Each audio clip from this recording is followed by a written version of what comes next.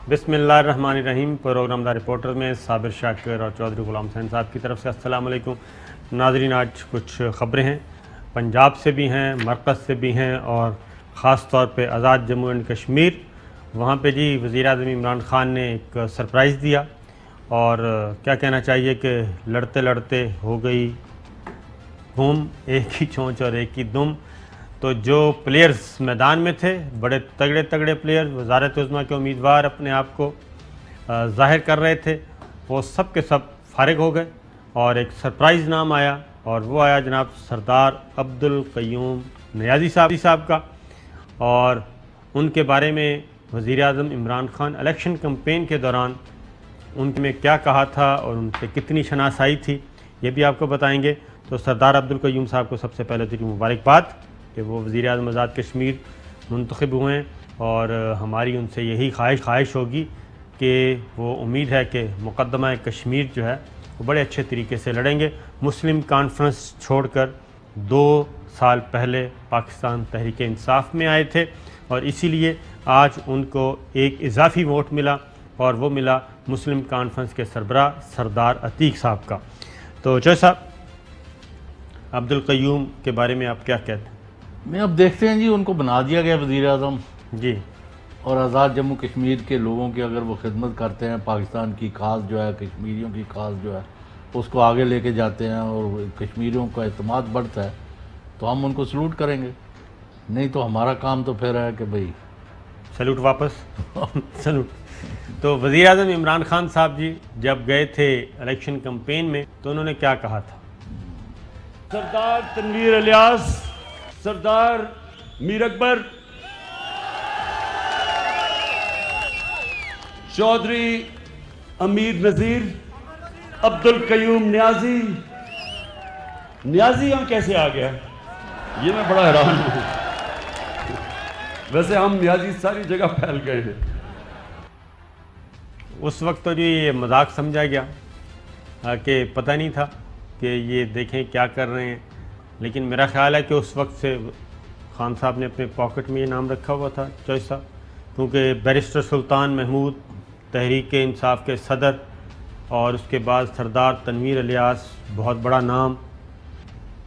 ये तो दोनों एक दूसरे को कैंसिल आउट कर गए ना।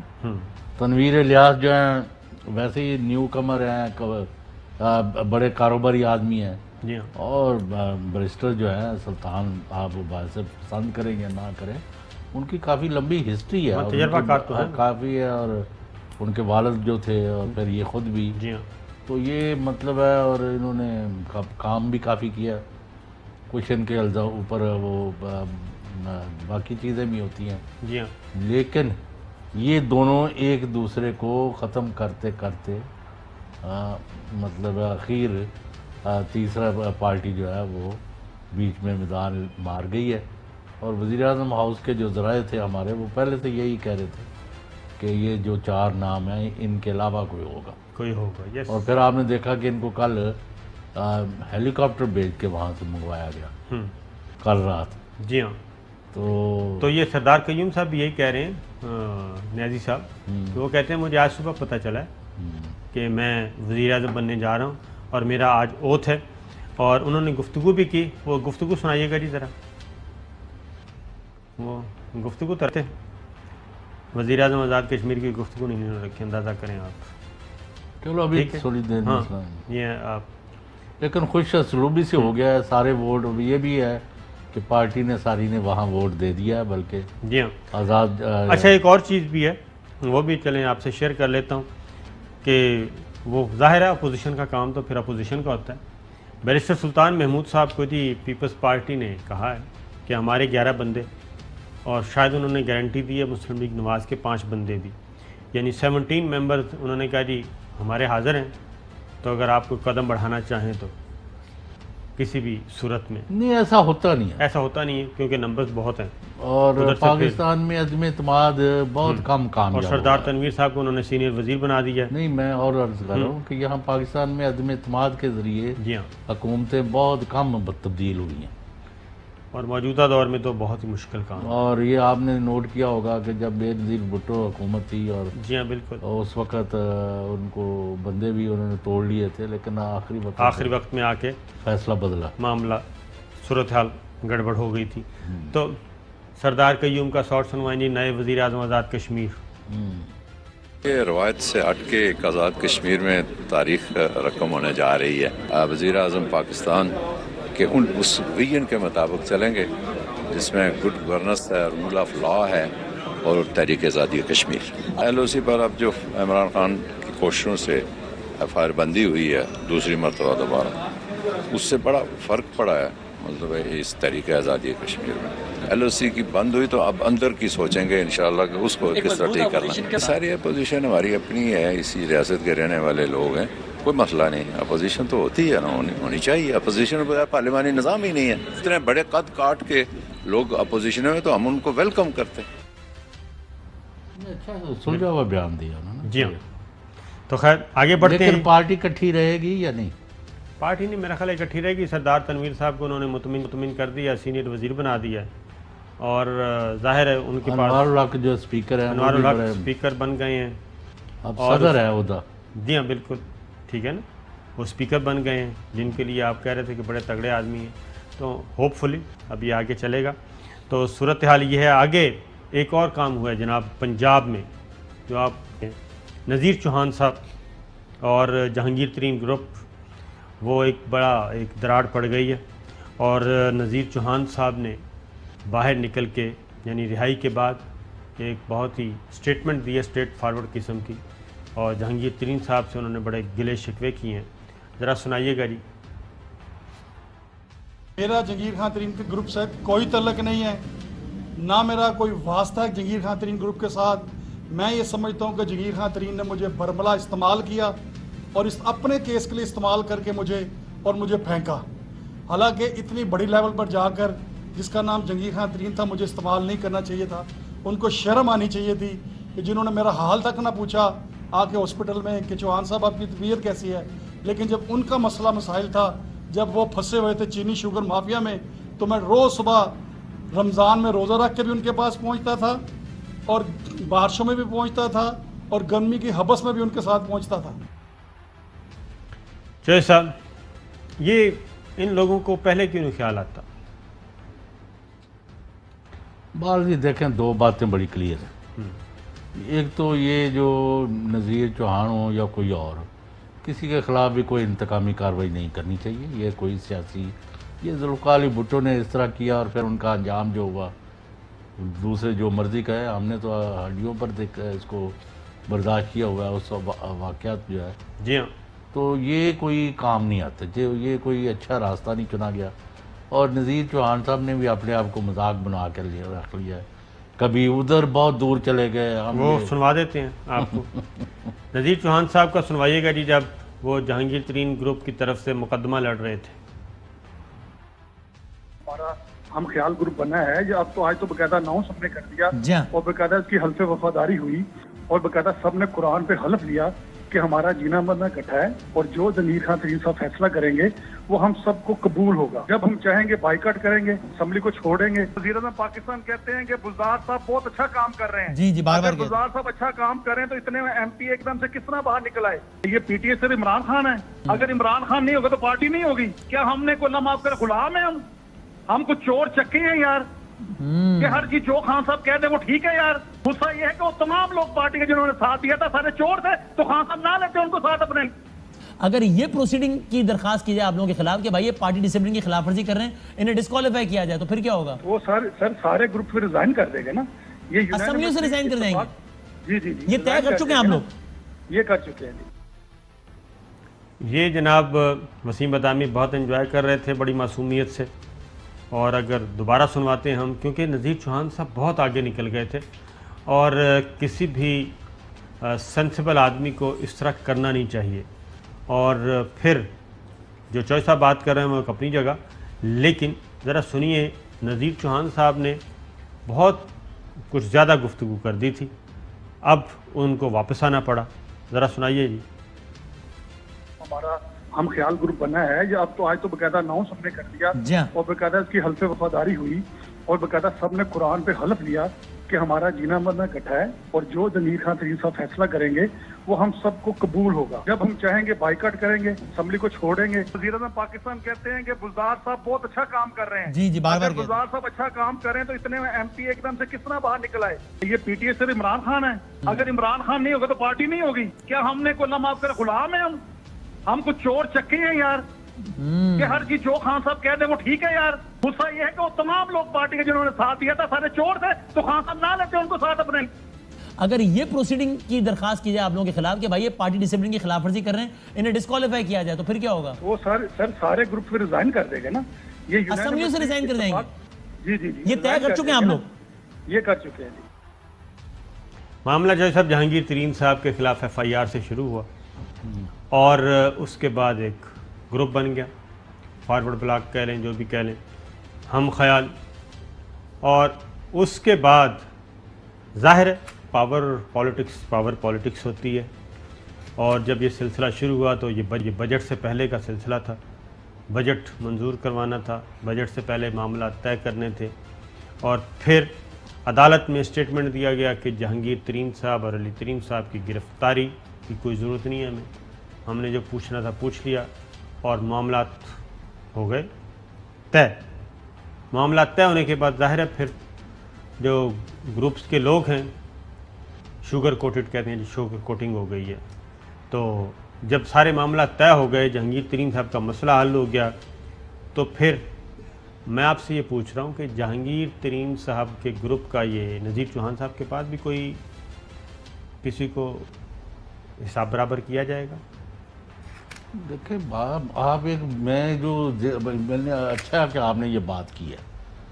इससे आपको वक्ती तो लगता है कि आज नज़ीर चौहान जो गिड़गिड़ा कर वो अपना माफिया मांग रहा है, उससे भी इससे भी वो भी ये कोई काम नहीं आना। डॉक्टर गुलाम हुसैन जो थे वो मुस्तफा खर के साथ ये जेलम से इलेक्शन जी हाँ, पीपल्स पार्टी के थे। वैसे वो मंडी बहाउद्दीन के या अभी भी हयात है वो मेरा ख्याल है कि या मेरा ख्याल है कि वो जो गए थे तैयारा अगवा के, वही उसके बाद जो गए थे जी हाँ, अमेरिका भी फिर अच्छा वो सुन लें। उन्होंने कोई 1-1.5 घंटा भुट्टो मरहूम के ख़िलाफ़ तकरीर की। उसके बाद उनको ले गए नीला और दुल्ला मोटरवे पर लिखे आते हैं, हाँ जी, इधर नीला थाने ले गए और उनको क्या ऊपर से नीचे फेंक देंगे। उसके बाद 200 फीट लंबा माफ़ीनामा दिया और भुट्टो इन चीज़ों से बड़े खुश होते थे। उन्होंने उसको दोबारा मशीर बना दिया आखिर तक। तो ये काम नहीं आगा। ये जिसने भी मशवरा दिया गलत किया है। तरीन साहब को बिल्कुल ग्रुप नहीं बनाना चाहिए था। आपको याद होगा कि ये बहुत बड़ा इन्होंने ज़्यादती की है। एक पार्टी है, हुकूमत है, उसके आप अंदर हैं, आपके पास ये आपके ऊपर केसेस हुए हैं, बिल्कुल गलत हुए हैं तो उनको आप गलत साबित करें, ठीक है तो फेस करें।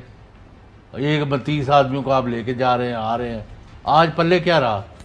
और वो ये रहा जो है ना नज़ीर चौहान, वैसे he is also a money man, यानी कोई ये वो आपको ये लगता है ना कोई वर्कर है, वर्कर नहीं है। इससे आपने यानी he has a building on major road in Gulberg Lahore, mini market से जो सही समझ गए। मतलब वो नहीं, वो एक अलग बात है। मैं ये कह रहा हूँ कि फिर इतनी दूर जाना नहीं चाहिए था। अब ये इन्होंने भी गलत हरकतें की हैं। ये क्या हो क्या रहा है? अगर तो आप भुट्टो के दौर वाले फस्ताई इल्ज़ामात जो हैं उनको फेस करना चाहते हैं, ये बिल्कुल गलत है। ये तरीका गलत है, सही है। और जहांगीर तरीन को किसी सूरत पार्टी के अंदर दरारें नहीं डालनी चाहिए थी, मैं ये कहूँगा। बिल्कुल ठीक है जी। आगे बढ़ते हैं, अगली स्टोरी है चौधरी साहब। तो बहरहाल उनकी अपनी मर्ज़ी है जी, वो जो मर्ज़ी करें पार्टी को कैसे चलाना है कैसे नहीं चलाना। और उसके बाद अगर मेरा अपना भी यही ख्याल है कि ये इस तरह के जो स्टेटमेंट्स आ जाते हैं कि बिल्कुल वो यू टर्न लेके, तो ये वक्त आने पे ये सारा बुक्स इकट्ठा होता है। क्रेडिबिलिटी नहीं ना, अब इनको कौन सीरियसली लेगा? जी हाँ, ये बुक्स इकट्ठा होता है। अगर 2 घंटे बाद कुछ और कह दें, जी हाँ, कि जी मुझे तो उल्टा लटका दिया था, मेरी चीखें सुनवाई गई थी, मुझे ये कर दिया था, मुझे वो कर दिया था। बिल्कुल तो ऐसा ही। फिर क्या करेंगे? उसका भी इंतज़ार करें। तो अगली राजा रियाज साहब से हम कोशिश कर रहे हैं मिलाने की, लेकिन राजा रियाज साहब ज़रा अपना फ़ोन लाइन डिस्कनेक्ट कर रहे हैं। आप भी इनको कह दें कि सुन तो रहे हैं हमारा प्रोग्राम, लेकिन वो आना नहीं चाह मेरे दोस्त है राजा रियाज साहब, लेकिन हर की आपने सही कहा कि हर एक ने अपनी पार्टी देखनी है, जी। अपनी सियासत देखनी है, लेकिन हम किसी गैर असूली और किसी बज़ाहिर इंतकामी कार्रवाई की हमायत नहीं कर सकते। मैं बार बार आपको एक ही बात कह रहा हूँ। राइट। अगला जो सा मामला है, अगली स्टोरी जो मैं आपकी तरफ भी आना चाह रहा हूँ कि नून लीग अब एक नई खबरें भी आ रही हैं, और वो खबरें आ रही हैं कि ये सारा कुछ जो कुछ हो रहा है, एक तरफ शहबाज शरीफ, एक तरफ मरियम सफ्दर, एक तरफ शाहिद खाकान अब्बासी, जावेद लतीफ़, मरियम औरंगज़ेब, ये जो कुछ आपस में ये पिंग पोंग खेल रहे हैं, गवर्नमेंट ये समझती है या पावर कॉरिडोर्स ये समझते हैं कि ये बेवकूफ़ बनाने के लिए सब कुछ, ये मामू बनाने के लिए, और ये मिल के खेल रहे हैं।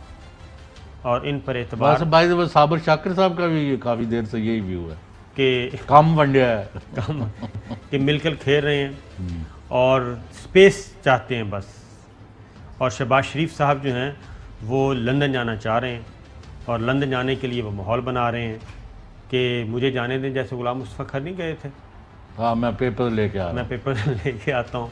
तो शहबाज शरीफ साहब भी ये चाहते हैं कि मुझे टास्क दें आप, तो मैं नवाज़ शरीफ साहब के पाँव पकड़ूंगा और नवाज़ शरीफ साहब बिल्कुल ठीक हो जाएंगे और किसी किस्म का प्रॉब्लम नहीं क्रिएट करेंगे। तो इसलिए मैं नवाज़ शरीफ साहब को भी ले आऊँगा और हमारी सुलह हो जाएगी, हम जैसे पहले खेलते थे हम वैसे खेल लेंगे। तो ये लंदन जाना चाह रहे हैं और उसके लिए ये सारा माहौल बनाया जा रहा है। और मरियम सफदर साहिबा जो हैं वो बिल्कुल खामोश हैं, क्वारंटीन हैं, और वो भी इंजॉय कर रही हैं। और दूसरा एक और भी इतला है साहब, ये सुना है नवाज शरीफ साहब का जो ट्विटर अकाउंट है वो इधर से हैंडल हो रहा है। अच्छा, जाती उम्रा से। और कहाँ से होना? हाँ, वो कहते हैं कि इधर से ही सारा कुछ हो रहा है। वो नहीं, 3-4 चीज़ें हैं। एक तो वज़ीर-ए-आज़म इमरान खान का ये हतमी पक्की राय है कि उनके नज़दीक मतलब मुफाहमत और मुज़ाहमत ये कोई मायने नहीं रखते। उनका ख्याल है कि मुस्लिम लीग के एक ग्रुप है, एक ग्रोह है, एक ख़ानदान की इजारादारी उस पर कायम है, और वो लूटमार, चोरी, डाका, कौमी ख़जाने के साथ खलवाड़ और अवाम को बेदर्दी से लूटने के इल्ज़ामात इन पर पक्के हैं, हतमी हैं, और इनके चेहरे हैं। यानी जो आप समझते हैं वही वो समझते हैं। कभी वो शहबाज शरीफ को आगे करते हैं, कभी शाहिद खाकान मैसेज लेके मैं लंदन जा रहा हूँ, आपको रातों रात ECL से उसको निकाल देते हैं जी। कभी मरियम जो है उनको लोग मिलते हैं, कभी मरियम जाके मिलती हैं, कभी कुछ होता है।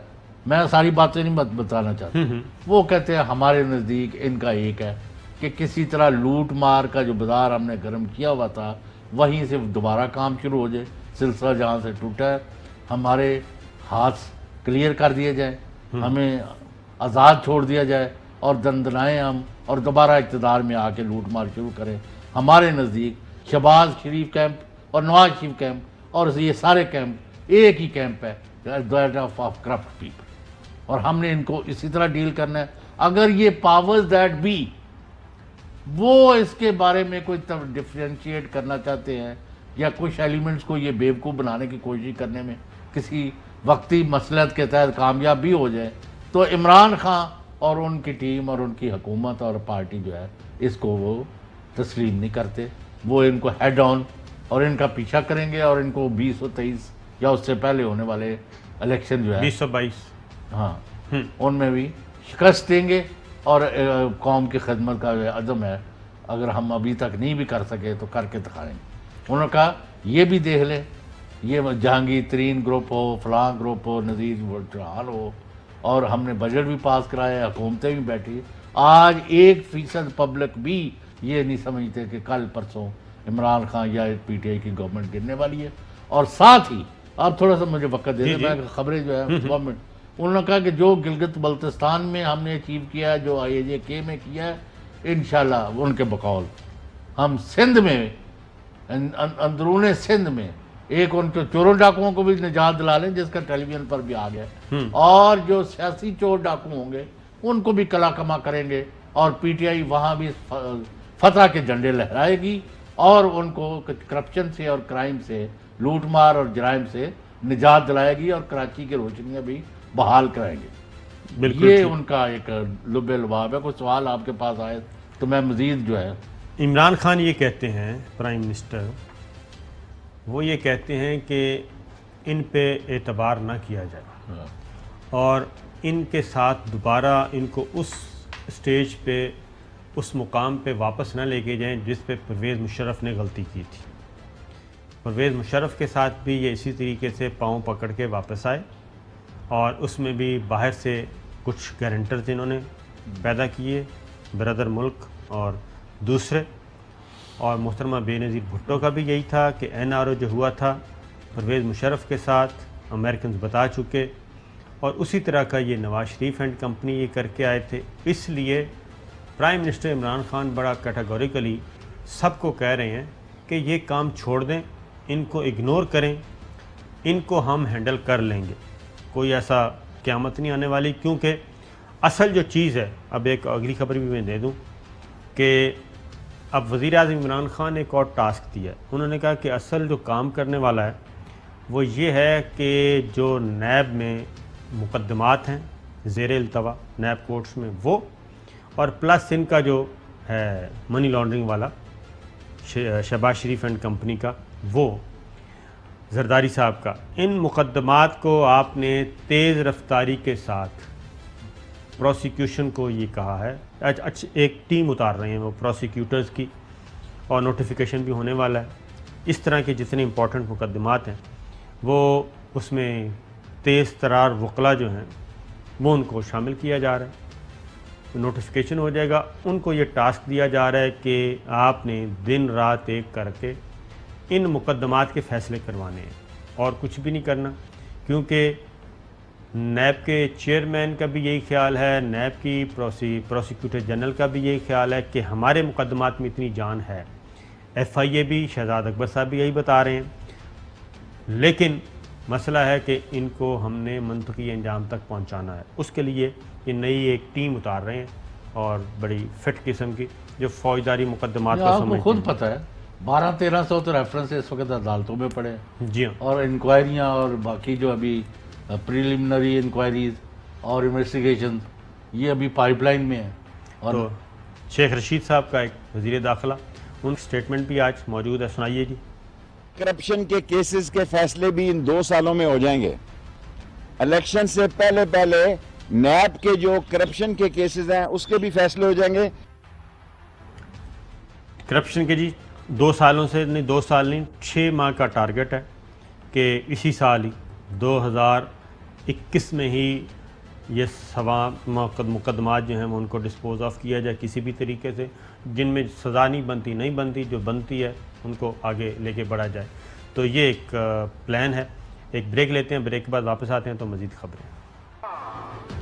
वेलकम बैक नाज़रीन। बात हो रही थी जी नवाज़ शरीफ, शहबाज शरीफ, मरीम सफ़दर ये आपस में क्या कर रहे हैं, तो इस पे गौर व ख़ौज़ हो रहा है इक़्तिदार के ऐवानों में भी, और कुछ खबरें हमने आपसे शेयर की, बाकी कुछ ज़रा शॉर्ट सुनिए क्योंकि कुछ चीज़ें ऐसी हैं जो नज़र आ रही हैं। ज़रा सुनाइएगा जी, मरीम औरंगज़ेब साहबा क्या कहती हैं। बयानिया वोट को इज्जत दो का है और वही बयानिया नवाज शरीफ, शहबाज शरीफ, पाकिस्तान मुस्लिम लीग नून के कारकुन और वोटर का है। जब तक मुस्लिम लीग नून है यही बयानिया पाकिस्तान की आवाम के लिए जारी रहेगा और यही बयानिया शहबाज शरीफ और नवाज शरीफ का बयानिया है। ये बयानिए की जंग है जी। और उसके बाद मरीम औरंगज़ेब का अगला शॉट सुनवाएं जी। कायद नवाज शरीफ और खादम शहबाज शरीफ। मुस्लिम लीग नून की फिक्र ना करें क्योंकि मुस्लिम लीग नून का कायद नवाज शरीफ है और उसके पास शहबाज शरीफ जैसा खादिम मौजूद है। खादिम मौजूद है जी, कायद भी मौजूद है, लेकिन जो असल बात है चौधरी साहब, असल बात वो चल रही है। ये तो एक तो है ना, शरीफ ख़ानदान आपस में अपने लिए स्पेस पैदा करने के लिए कर रहा है, लेकिन जो पार्लियामेंटेरियंस हैं, पार्लियामेंटेरियंस दूसरे दर्जे की सियासी क़यादत, सीनियर मोस्ट, ठीक है, वो और नौजवान वो क्या सोच रहे हैं? असल है वो यही सोच रहे हैं कि हमें ये बेवकूफ़ बना रहे हैं, इन्होंने अपने मुकद्दमात के लिए हमें इस्तेमाल करना है, और हमारा जो वोट है, हमारा जो वो क्या कहना चाहिए, पार्लिमानी कुव्वत, उसको अपने हक़ में इस्तेमाल कर रहे हैं। अब आगे शाहिद खाकान अब्बासी साहब क्या कहते हैं, ज़रा सुनाइए जी। लेकिन अगर आप उनका कहें कि उनका हर लफ्ज़ जो है वही मुस्लिम लीग नून की पॉलिसी है, तो मैं इस बात से इत्तफाक नहीं कर सकता। ये है मरियम ग्रुप चौधरी साहब उर्फ़ आम में, उनके माउथ पीस हैं, उनमें एक जावेद लतीफ़ साहब भी हैं।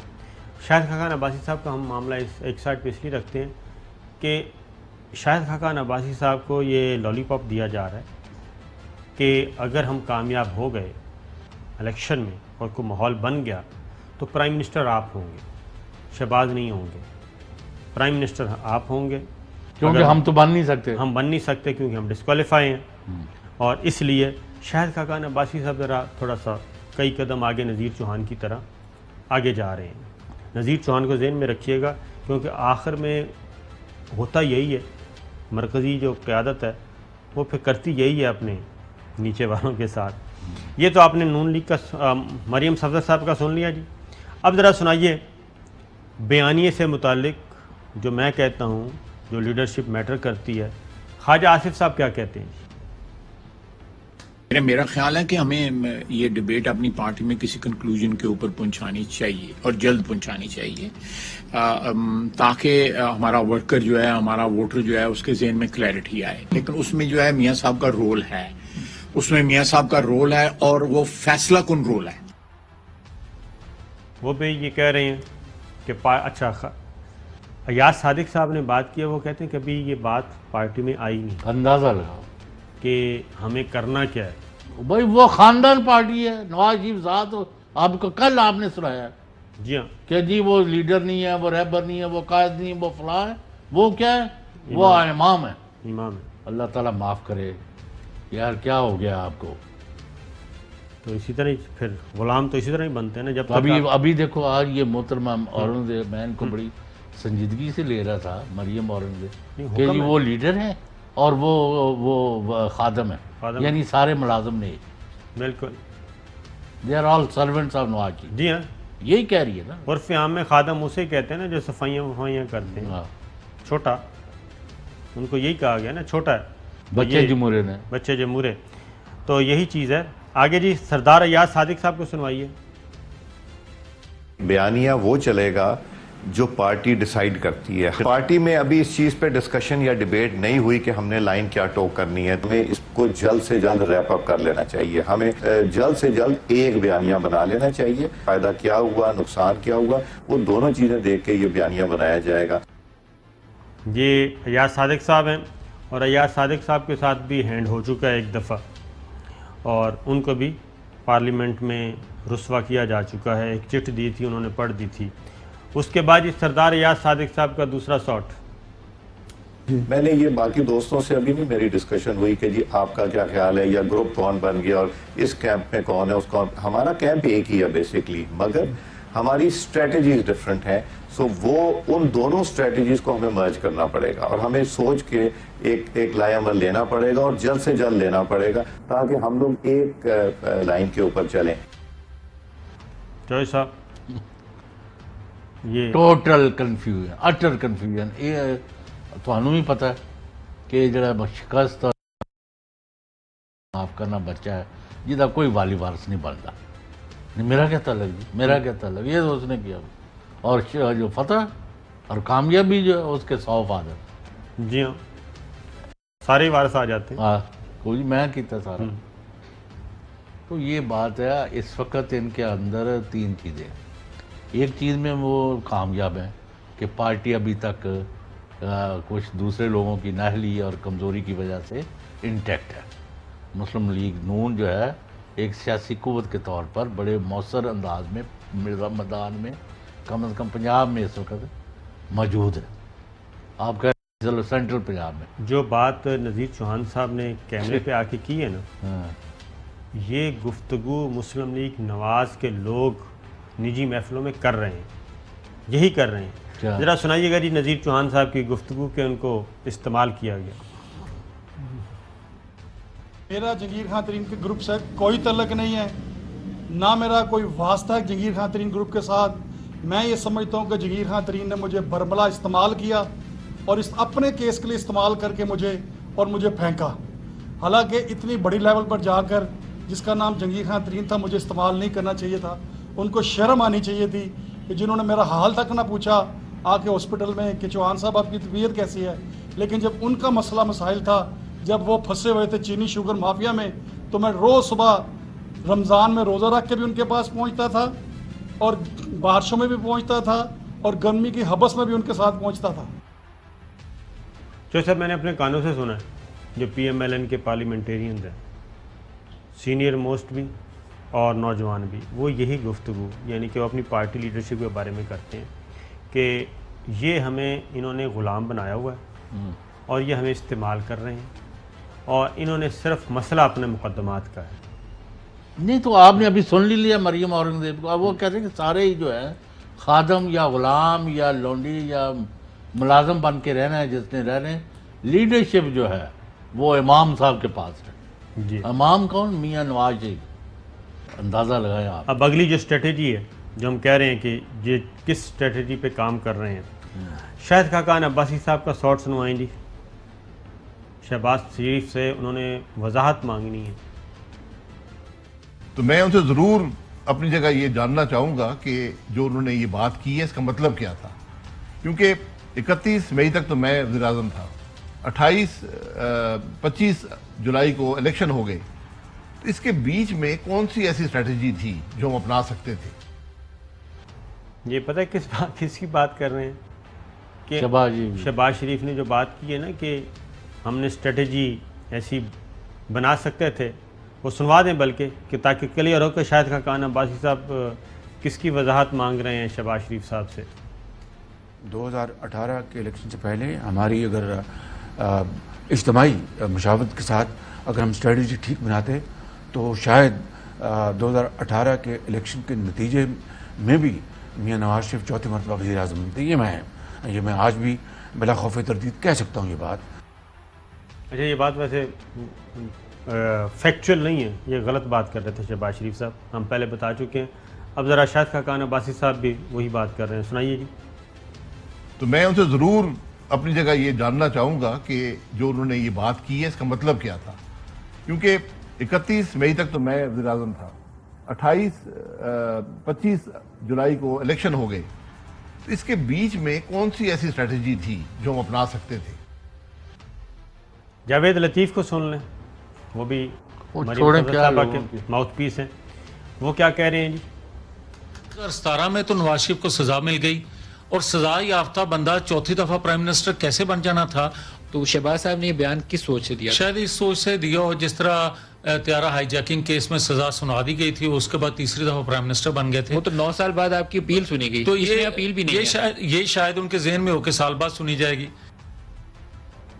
ठीक है जी, ये जावेद लतीफ़ साहब।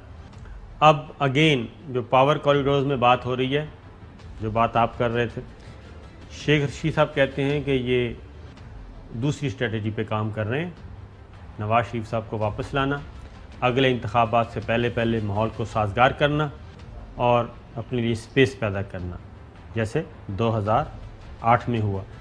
सुनाइए जी। शहबाज शरीफ रास्ता बना रहा है कि नवाज शरीफ को इलेक्शन के दिनों में सीधा जेल ना जाना पड़े, और शहबाज शरीफ वही स्ट्रेटजी अपनाने की कोशिश कर रहा है जो उसने सऊदी अरब से नवाज शरीफ को लाने के लिए की थी। उसके बाद शेख साहब ने कोई सवाल नहीं लिया बल्कि निकल गए। तो जॉय साहब, तो कौन कामयाब होगा? ये मैंने कहा अभी तक वो आपने बात पर पूरी नहीं होने दी। पार्टी के तौर पर, एक फोर्स के तौर पर फील्ड में रखने में वो कामयाब है, और लोगों के आंखों में धूल झोंकने के लिए कि हमारे साथ इंतकामी कार्रवाई हो रहा है, ये तो वो अरबों खरबों की जो लूटमार हुई और खजाने को नुकसान पहुंचाया गया है, मामू बना रहे हैं, उसको मतलब उसकी तरफ ना तवज्जो जाए, इधर ही लगे रहे। नंबर 2, अब उनके लिए 2 बड़े चैलेंज हैं। एक तो यह है कि इमरान खान और पीटीआई एक ताकत बन के उभर रहे हैं।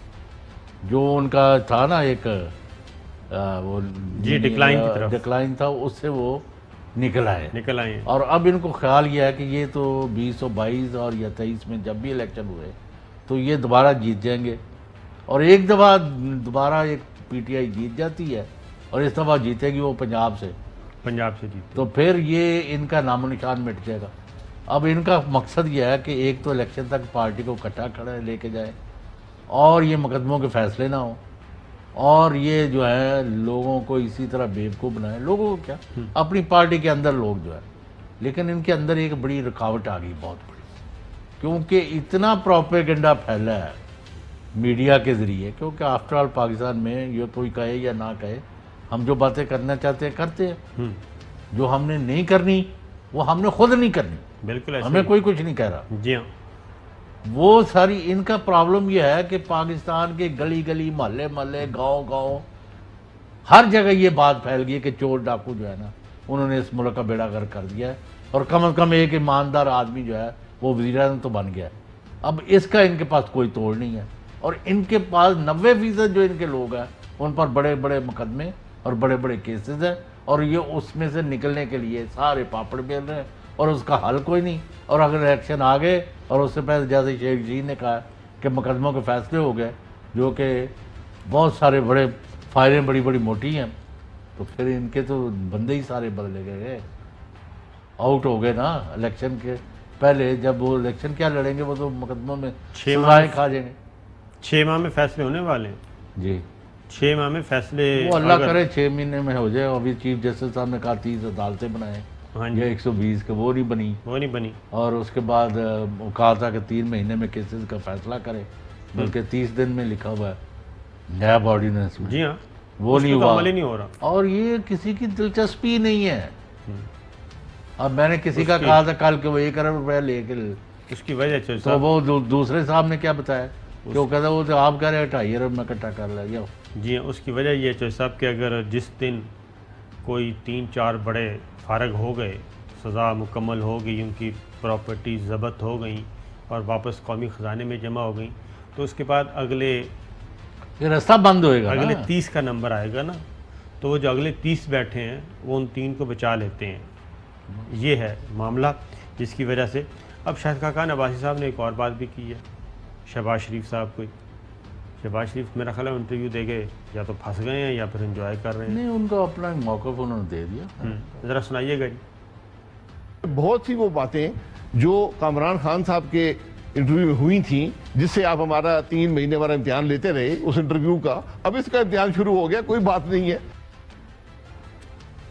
बताएंगे कौन सा इम्तिहान शुरू हुआ है?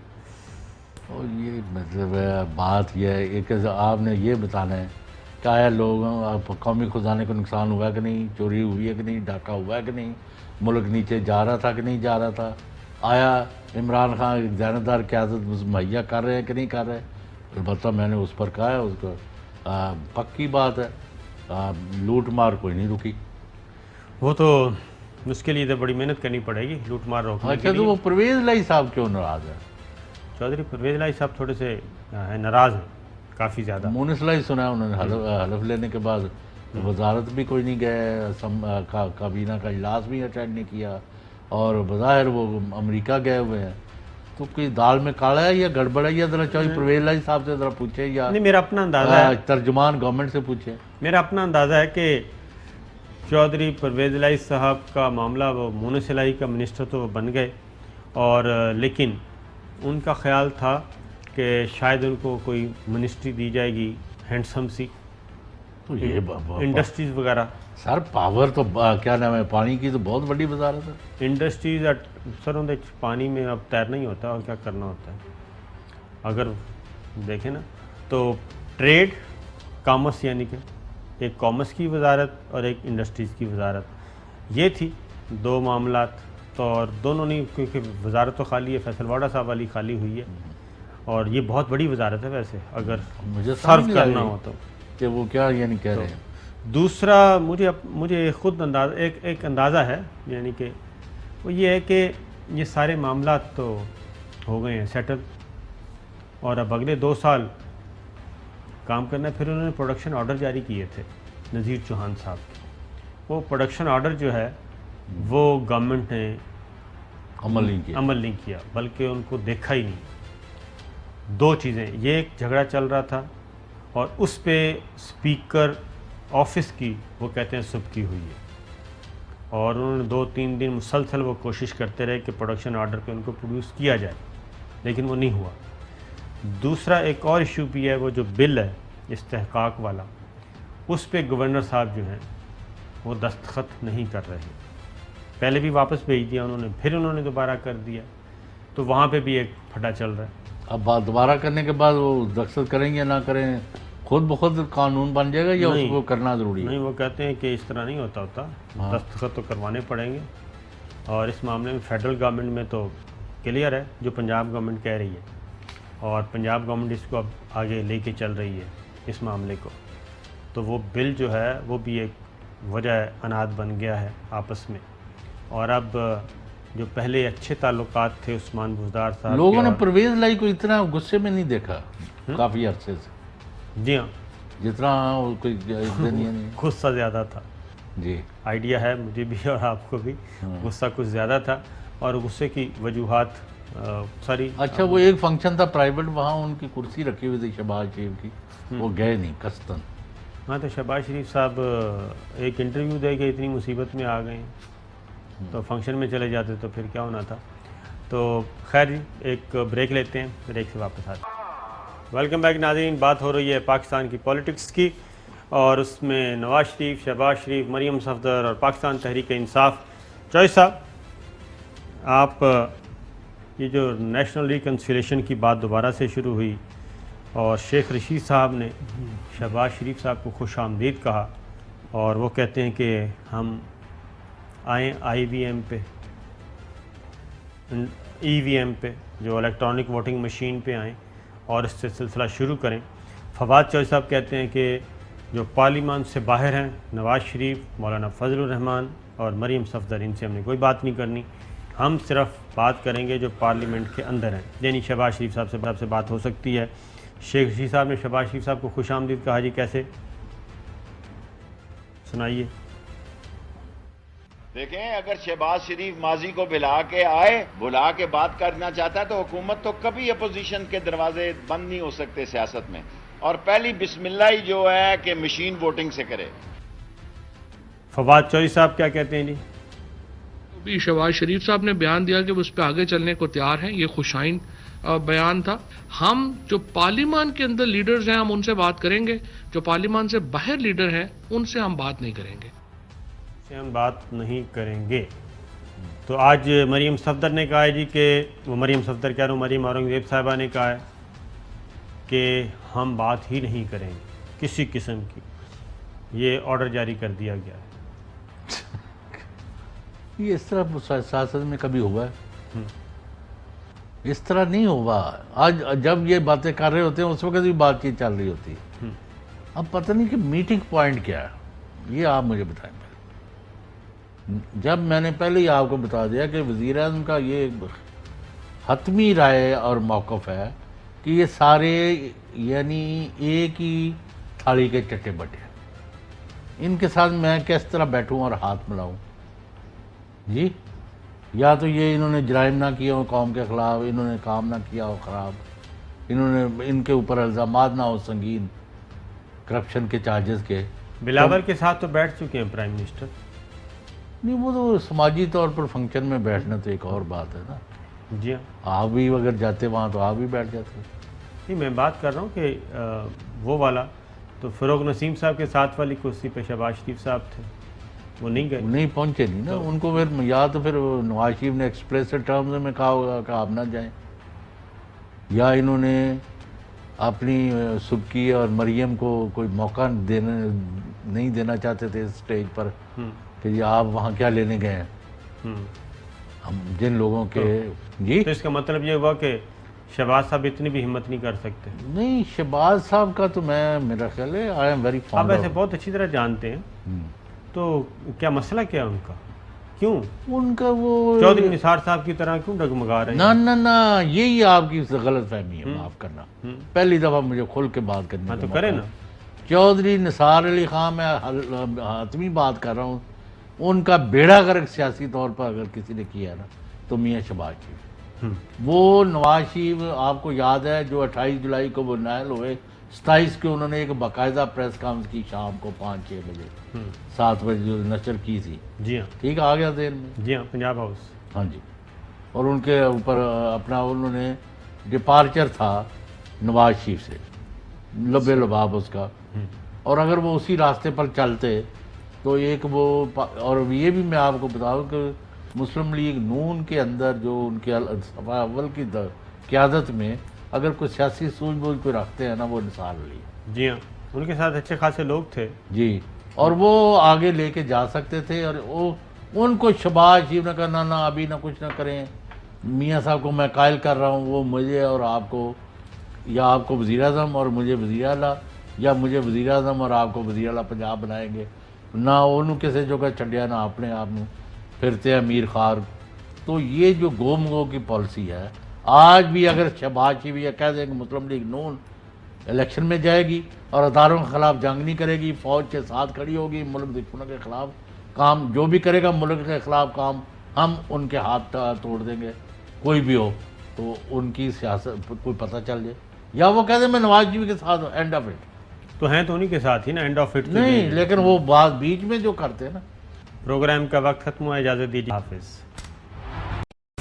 अहम तरीन खबरें अब एक क्लिक की दूरी पर, आपके पसंदीदा टॉक शोज हों या अहम मुल्की या गैर मुल्की शख्सियात की न्यूज कॉन्फ्रेंसेस, हर लम्हा बाखबर रहने के लिए सब्सक्राइब करें हमारा YouTube चैनल।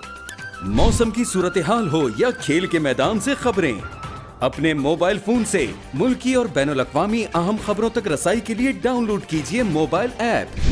बावसूख ज़राए से मुसद्दिका खबरों, तज्ज़ियों और तबसरों से मुस्तफ़ीद होने के लिए विजिट कीजिए पाकिस्तान की सबसे बड़ी न्यूज वेबसाइट www.arYnews.tv। इन सब के अलावा पाकिस्तान का सबसे बड़ा फेसबुक पेज हो, सबसे बड़ा न्यूज इंस्टाग्राम अकाउंट या फिर ट्विटर, ARY न्यूज पहुंचा रहा है खबरें सबसे पहले आप तक, ताकि आप रहें हर लम्हा बाखबर।